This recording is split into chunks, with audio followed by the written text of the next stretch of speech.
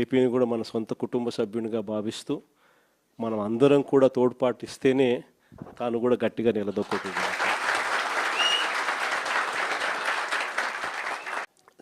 చూస్తా కన్ను మూసుకుని కన్ను తెరిచేసరికి దాదాపుగా 2 సంవత్సరాలు కళ్ళు మూసుకుంటూ అయిపోయేట్టుగా అయిపోయింది.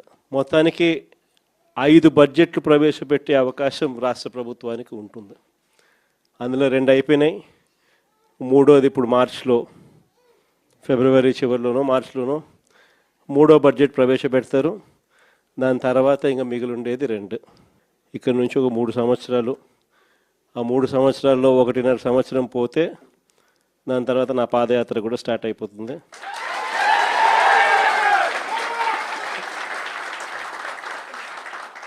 దాని తర్వాత మరో 1.5 సంవత్సరం నేను కూడా ప్రజలతోనే రోడ్ల మీదే ప్రజల్లోనే మమేకమవుతూ ఆ ప్రయాణం కొనసాగుతుంది.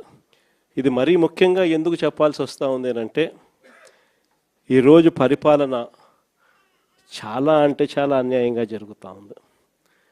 రెడ్ బుక్ రాజ్యాంగంతో ఎక్కడా కూడా ఎవరినైనా కూడా ఏమంటే అది నేను చేసేయచ్చు అని ఖండకావరంతో ఈరోజు పరిపాలన సాగిస్తూ ఉన్నారు.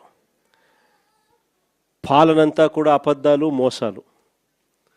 ఆ అబద్ధాలు ఆడుతున్నావయ్యా, మోసం ఎందుకు చేస్తున్నావయ్యా అని చెప్పి గట్టిగా నిలదీస్తే రివర్స్ ఉల్టా కేసులు పెడతా ఉన్నారు. పోలీసులను పంపిస్తూ ఉన్నారు.